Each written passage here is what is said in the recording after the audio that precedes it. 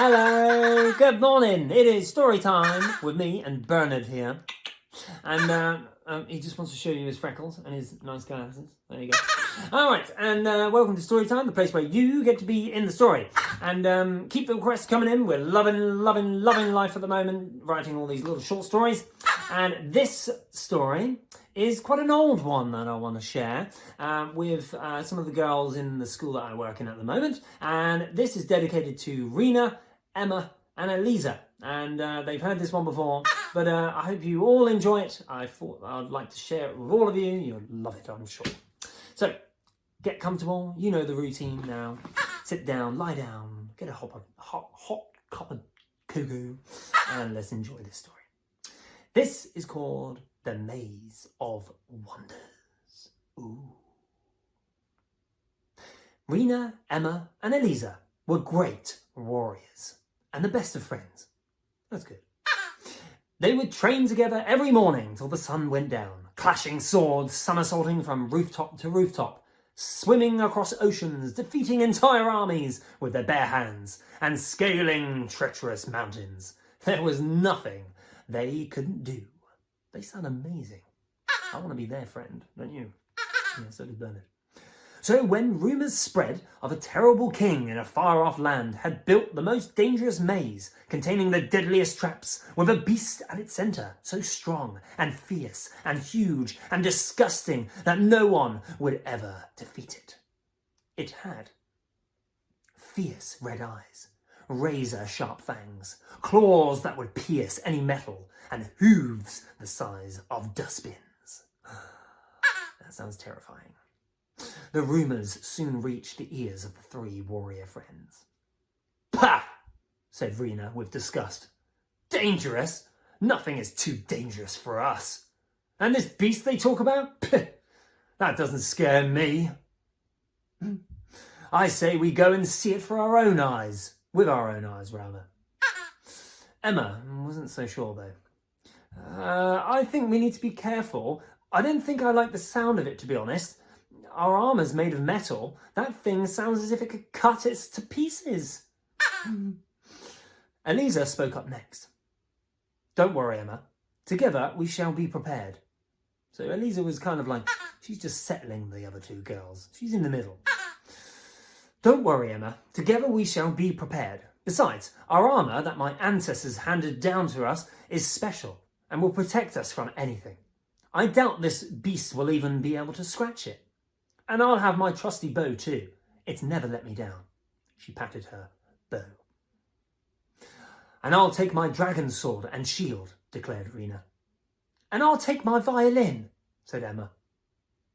"Violin?" blurted Rina. "What are you taking that for?" There was a glint in Emma's eye. "You'll see." Ooh. Mysterious. That evening, the three friends packed their belongings and set off in the dead of night. They trekked through forgotten forests, sailed the misty seas, scaled the razorback mountains, and waded through putrid swamps. Smelly.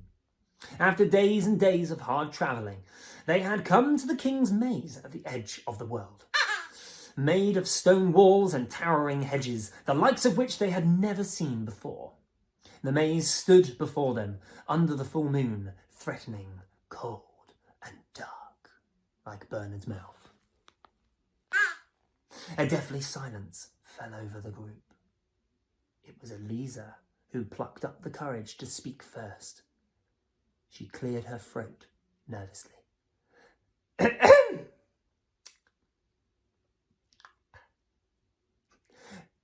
"Does anyone else have a bad feeling about this place?" Rina and Emma couldn't speak either. They slowly nodded, then shuffled in closer to each other, linking arms as they tentatively approached the entrance to the maze. There was a sign at the entrance.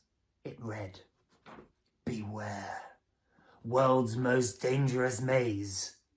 Failed attempts, 2,752. Successes, 0. It soon became clear why the maze was so dangerous. Within the first few minutes, Rina, Aleeza and Emma were hopelessly lost, and to make matters worse, a thick fog had drifted in, creeping in through the tangled vines of the walls. Before long, each of them had taken different paths and had split up. Oh no. Psst! Emma? Aleeza? Whispered Rina. Where are you? No response. Rina could only feel her way through the maze. The fog was so thick. She noticed she had turned a corner and the walls on either side were made of cold stone.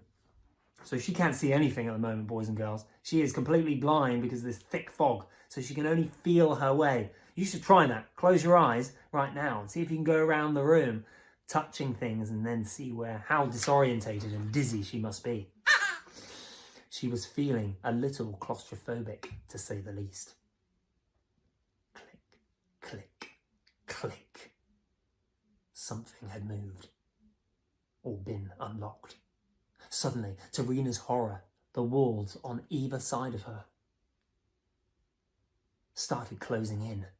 She was about to be turned into a jam sandwich. She had to think fast, and she did. Swinging her shield from her back, Rina placed it flat on the floor. Why do you think she did that? She got her shield. The walls are closing in. She got a big metal shield and put it flat on the ground. Why would she do that? We're not sure. Then she turned her body sideways to make herself as thin as possible. All she could do now was shuffle along as quickly as possible and hope that the shield would hold. Ah, I see. So the shield, she's hoping the shield will hold the walls together and stop them from crushing her. That's clever. Clever, clever. The walls closed in closer and closer. They were only inches from her face now. There's a small shield. Anyway, they had finally reached the edge of the shield. The walls, this is. A horrible grinding, buckling sound filled the air as stone clashed with metal. The shield won, luckily, and the walls stopped moving. Breathing a sigh of relief, Rina squeezed herself from the narrow stone corridor and rushed into the small clearing and crashed into Aleeza. Ooh! Toppling over her onto the floor. Ow! Cried Aleeza. Watch where you're going, would you? Well, I'm sorry, Rina said sarcastically. Well, if she's saying it sarcastically, she would say, well, I'm sorry. I was almost squashed to death, like a bug. But don't worry about it. Ooh, sassy. Oh my, said Aleeza. Yes, oh my, said Rina. Anyway, I'm fine, thanks. Thanks for asking. Where's Emma, by the way? She said, looking around. I thought she was with you, replied Aleeza. Both girls looked shocked. Rina shook her head, looking concerned. Just then, soft music drifted into the air. Ooh, where do you think that music's coming from, boys and girls? Can you remember?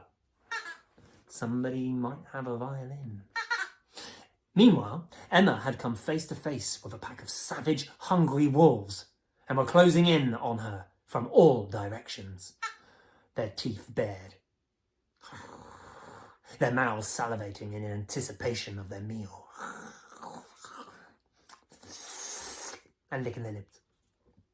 But it didn't come. With the reflexes of a cat, Emma whipped out her violin and swiftly played a sweet tune that stopped the wolf pack in their tracks. And within seconds, all of the wolves were in a deep sleep.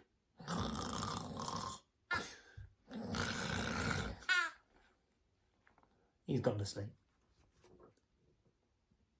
With a smile, Emma tiptoed over them and ran ahead, only to trip over something on the floor and went crashing to the ground with a thump.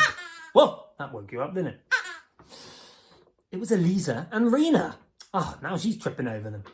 What on earth are you two doing on the floor? Asked Emma. We were getting up, but then this soft music started playing, said Aleeza, and it must have sent us to sleep. It really was beautiful. Did you hear it? Asked Rina. They obviously don't know it was Emma. Oh, I heard it all right, said Emma. But before she could explain it was her, the fog had cleared, and the ground started to shake with a boom, a boom, a boom of something coming up ahead, from the shadows. It was the beast of the maze. Ready yourselves, shouted Rina, unsheathing her sword and holding it in both hands. She sounds very, brave. She felt naked without her shield. Aleeza knocked an arrow on her bow, and Emma placed the violin under her chin, just as the shadow of a huge feathered beast came into view under the moonlight. Here it comes, cried Aleeza. And there, around the corner, stepping into the moonlight, was... dum dum dum... a chicken? Eh? A tiny chicken? What? Cried Emma. This is the beast of the maze, spoke Aleeza. Anyone fancy roast chicken tonight? Asked Rina hopefully, stepping towards it with her sword raised. No, shouted Emma. I want to keep it. He looks cute. Besides, I've given him a name now. It's called Maximus, so you can't kill him anymore. He's my pet chicken. I like Emma. Rina rolled her eyes, but sheathed her sword. And so the heroes escaped with the beast of the king's maze, presented it to the king as proof. But when the king started laughing, they knew something was wrong.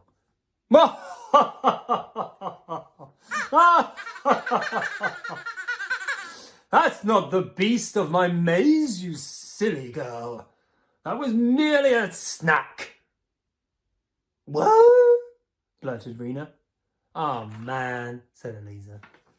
The girls had another adventure to go on. That is the end. Is a bit of an open end there. Do you think they got the beast in the end? And what did the beast look like? If you want to draw pictures of the beast, that'd be great. And you can send them to me and I'll post them on the next video if you want. Anyway, farewell for now. And it's a bye from Bernard as well. Bye bye, boys and girls.